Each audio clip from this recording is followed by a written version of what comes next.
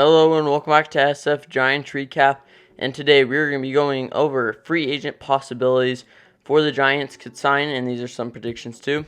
And so obviously not all these signings are going to happen. These are just some ideas of what the Giants offseason could hold, and I will include Giants players that are in the free agent market and they could be coming back to the Giants. And so this 2021-2022 offseason will hold a lot of big free agents like Correa, Castellanos, Scherzer, and so there's a lot of possibilities for people to sign. And so let's get right into the video. So make sure to subscribe and like. And so at the number 10 spot, I have Tony Watson. In 2021, he had an ERA of 3.92 and a FIP of 3.48. He would only cost $1 to $2 million, which is super cheap for a reliable arm in the bullpen. I don't think the Giants' problem is the bullpen, but signing a few cheap arms would definitely wouldn't hurt. And Tony Watson got hurt a little last year, but I think he'll be ready for spring, and the Giants could try to definitely get him back. And I think this would be a good arm to have in that 8th inning or later, to have him in there as a reliable lefty. And so that's why I have him at the number 10 spot. At the number 9 spot, I have Jonathan VR, which is kind of an interesting pick for me. The reason I picked him, he had a 738 OPS, 249 average with 18 home runs last year. He'll cost around $4 to $6 million, which is pretty affordable for the Giants, and could have some versatility at third base with a low chance of Bryant coming back, and also Longoria has had a lot of injuries. And so there could also be a DH in the NL, and so that's why I think he could be that DH for us, and that is why he is at the number 9 spot. It'll be interesting to see if the Giants actually do go for Jonathan VR, but this is just my idea for a guy that we need if we need a third baseman, like another one. But this is just at my number 9 spot, and so we'll go on to number 8. At the number 8 spot, I have Yimi Garcia. Even though Yimi Garcia struggled in 2021, I still believe he can be that reliable arm that can come out of the bullpen, and this time he's a righty. And so if we get Watson and Yimi Garcia, we got two reliable arms from different sides. And so he had a 4.21 ERA, and the good news is he'll only cost $1 to $3 million, and he's really reliable with the Marlins. Kind of struggled with the Astros later in the season, but I think we could get him or Watson for the bullpen, and that'll be a good move for the Giants to get one of these guys to have in the bullpen, because some of the guys in the later part of the season started to struggle. So if we really need any bullpen help, we could try to go and get one of these guys, and so that is why he is at my number 8 spot. Now on to number 7.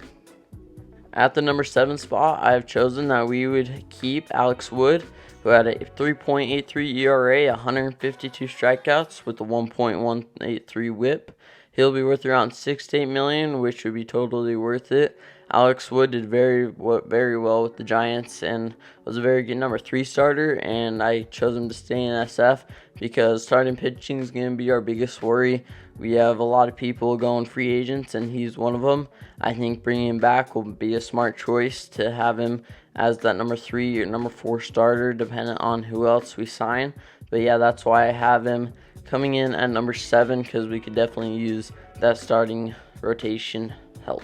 At the number 6 spot, I have chosen Steven Matz, who had a 3.82 ERA with 144 strikeouts and a 3.21 BABIP, and he'll be worth $7 to $10 million, which would be good to have him as a solid 4th or 5th starter in the rotation.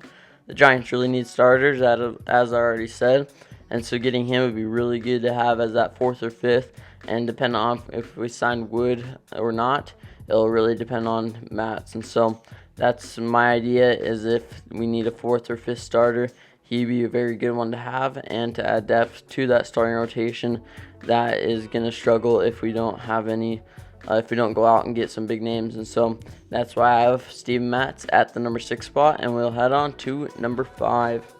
At the number 5 spot, I have chosen Marcus Stroman, who had a 3.02 ERA, 158 strikeouts, and 7.94 Ks per 9. And he walks very few people. He has a BABIP of 286, and one of his best years when it comes to keeping the ball in the yard. So this could be another possibility for a number 2 or 3 starter, depending on the other starters we pick up, because I feel like I'm rattling off these names, but it really depends on who else the Giants goes for at first. And so whoever the Giants sign, it'll depend on each other. He'll be worth around 18 to 22 million, which would be pretty good for Marcus Stroman to have as a reliable 2 or 3 starter, depending on who else we sign.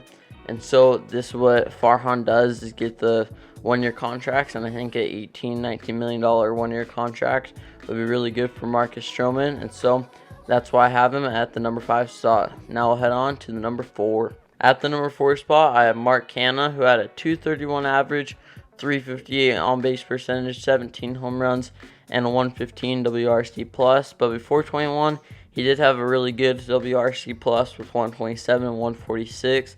So he has potential at that high performing outfielder. The good news is that he'll be cheaper for 2021 because of his down season, and he'll be worth around $6 to $8 million. And I think the Giants could definitely go in for him, try to get him back up to his full potential that he was the years before. But if we need an outfielder, this is the guy to go after because he'll be cheap because of his down season.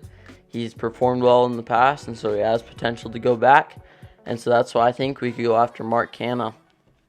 At the number 3 spot, I have Gausman, and I chose to keep him because he had a 2.81 ERA in 2021 with 192 innings pitched, a 10.5 Ks per 9, and a 5.4 WAR.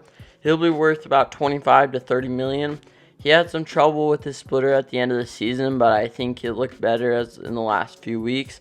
And he was very good at the beginning of the season with the chance at the Cy Young. Just the second half kind of hurt him. But I think Gausman is that number 2, number 1 starter that the Giants could have along with Logan Webb. And I think to keep him would be pretty smart. He isn't cheap at any means, but I think what he produces on the field is worth the 25 to 30 million. And so that's why I have him at the number 3 spot. And now we'll go on to the number 2 spot. At the number 2 spot, we got to go with Captain Brandon Belt, who had a 975 OPS with a 274 average and 29 home runs. His on-base percentage was 378, and since the Giants didn't pick up his qualifying offer, he'll probably be given a multi-year deal, and per year it'll be around $19 to $21 million, and which is definitely worth it for Brandon Belt. And since we didn't pick up Buster's option because he retired, I think that opens up some spending money, and I think they could use it on Brandon Belt. So that's why I have him at the number 2 spot to keep him at first base. Now on to number 1. Before we go on to the number 1, I want to thank you guys for 300 subscribers. That means so much, and I'll keep making videos. And so on to the number 1, it is Marcus Semien.